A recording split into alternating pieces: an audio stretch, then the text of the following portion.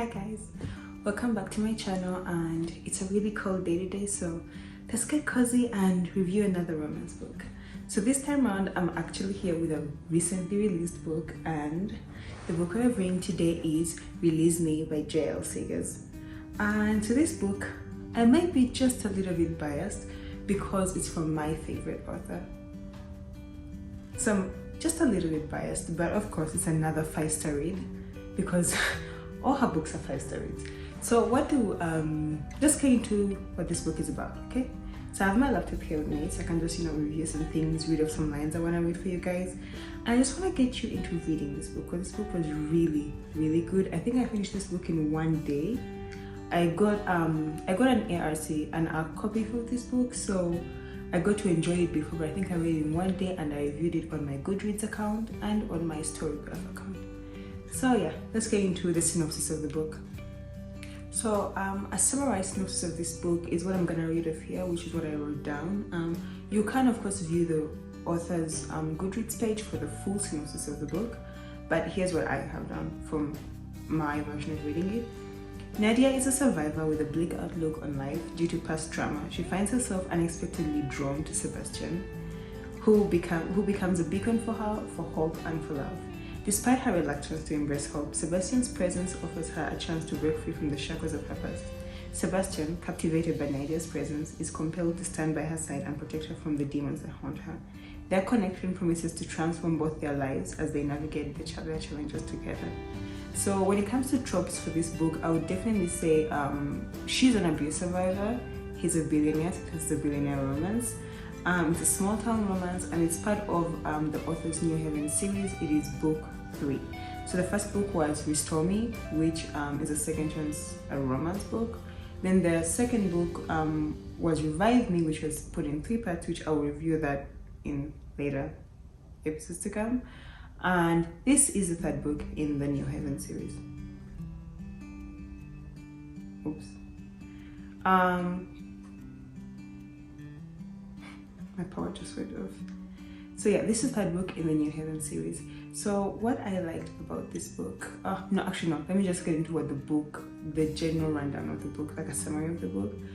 So Nadia has just moved to a new town. She's alone, she's running from someone, and when she comes into this town, she meets Sebastian, which their meeting is a little off because he's a bit grumpy, but with time they grow into each other. He meets her somewhere else, offers her a job, and he's just there for her a lot, and I find that I really love that a bit. And especially with her kind of history, she needs someone who really believed in her, and I think Sebastian was there for her for a very long time in this book. He was the first person that was really there for her after her parents died, which they do go into the book. And Sebastian is, at first glance you think he's grumpy, but then you get to know him and he's just so sweet and gooey and listen, if you love a billionaire romance, this book definitely checks all the points because, come on, offers her a great job with a really good salary, which actually brings in one of my favorite lines from the book, where I will add it here, but like a brief summary of it, quotation from the book is where he says, when someone offers you something, always remind them that you deserve more than that. When she's negotiating her salary, it's like, that is such a good point. You just love when you go into a book and then you just find something that relates so well to your life. It's just like, oh, I didn't even know I needed that. And this was that book for me. Like, I don't know, like I didn't need a book that had someone who had such unwavering belief in the love interest, and I think I really liked that part of the book, which is what I think really cemented this as a really great 5-star read. Like, I think it's going to be probably my actual book of the year. If that changes, I'll let you guys know. But for now, this book is my favorite book of the year. It's like the best book I've read this year, and I've read 150 books this year. Just this year alone, I'm going. So yes, I like that he believes in her. Like, unwaveringly believes in her. He's there for her. And also, now this is for the girls who sometimes read dark romances. Other girls who just enjoy a dark romance. He will fight for her, like physically, which is something I really enjoy because I do read a lot of dark romance books, and I really like that, which I'll also attach another passage somewhere here on that. on the scene where he promises he can in fact get violent for her. And I love that. I love that about him. So here he has all the money and all the house and all the cars, but he can still get down and dirty when he needs to. I absolutely love that part of the book. And what else? Spice level of this book. I would give it maybe 1.5 to a strong 2. I don't think it goes higher than that. That's about it.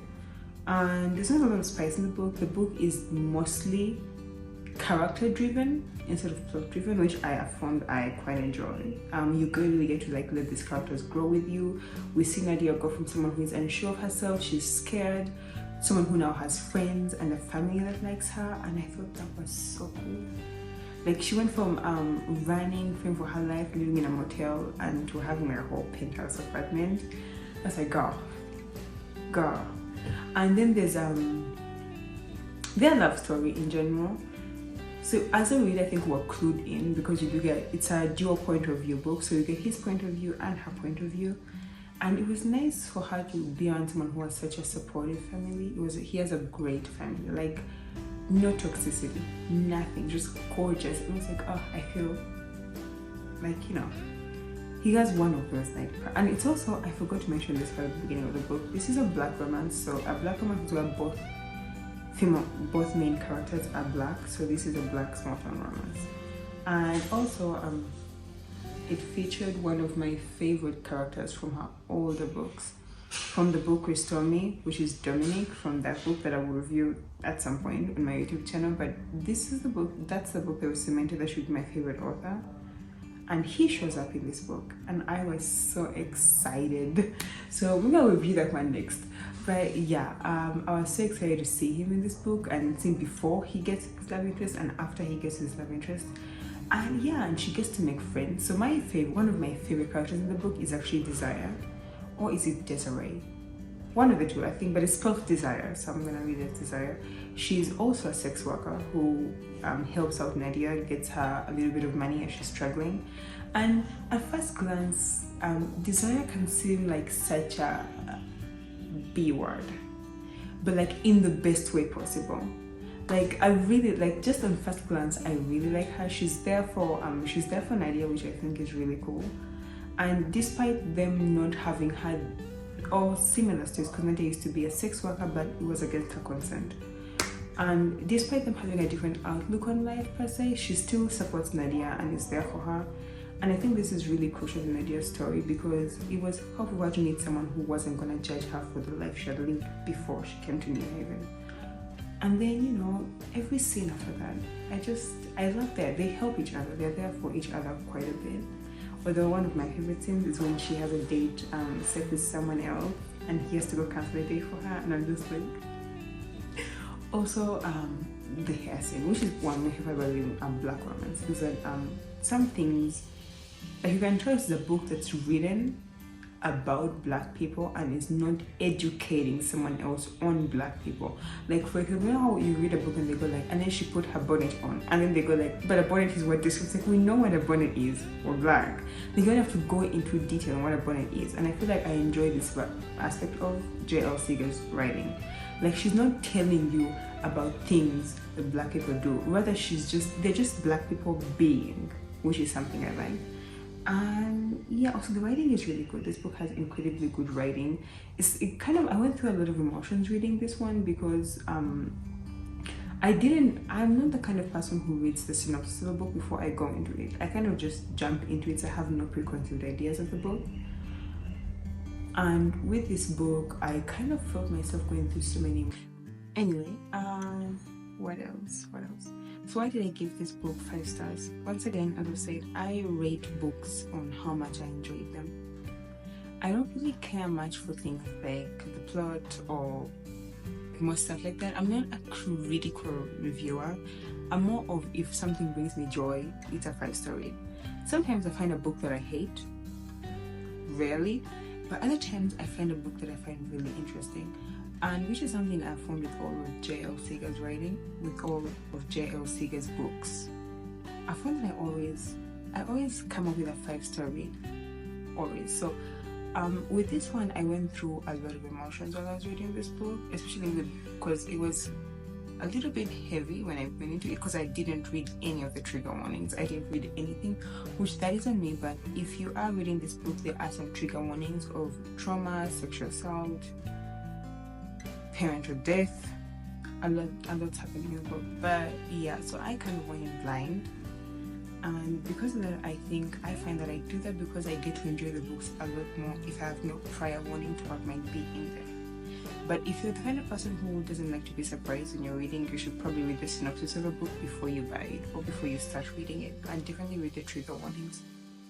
But I don't do that. So yeah, so with this book I went through a lot of emotions. I definitely had a lot more kicking my feet in the air moments. I had a lot of that, which if you like a billionaire romance where she gets spoiled a lot, a lot of money going around, this is a book for you. Definitely, because come on, the flowers, the whole penthouse apartment, the computer scene, the part where he buys her all these gadgets for work, and I think that's really cool. So if you like billionaire romances, this one is a really good read. And if you like seeing characters overcome their trauma, this is also a really good read. And I also like my favorite book is that just because he exists doesn't mean that her trauma doesn't anymore, which is something I really liked about the book, and like his understanding of the things she's been through. And just because she's now in love, it doesn't change that she's been through these things, and she probably needs to someone about the things that she's been through because she's lived a pretty tough life before they meet. And I like that, which most times with characters that have faced a lot of intense trauma, you find that when they do meet the love interest and fall in love, it's kind of reduced to this very small, tiny thing that's like, oh, because she fell in love, this doesn't exist anymore, which that doesn't happen in this book. And I love that because her trauma is a really big part of her identity and who she is and what has brought her to this particular place in her life.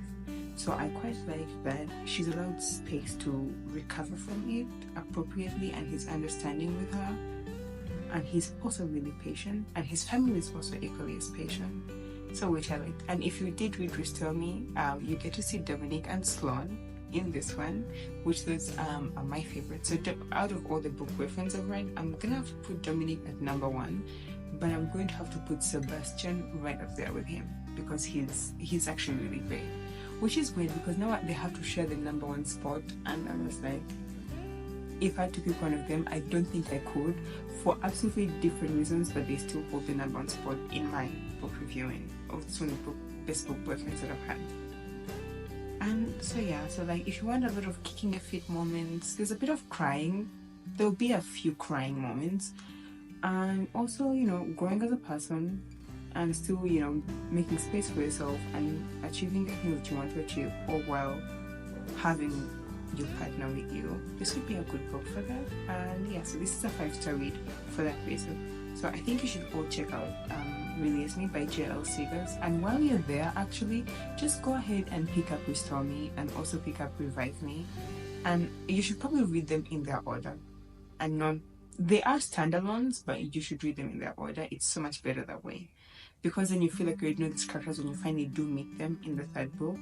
And she did mention she'd be coming out with a 4th one, which I don't think I remember the title right now, but there will be a 4th installation in this series, which I can't wait to read.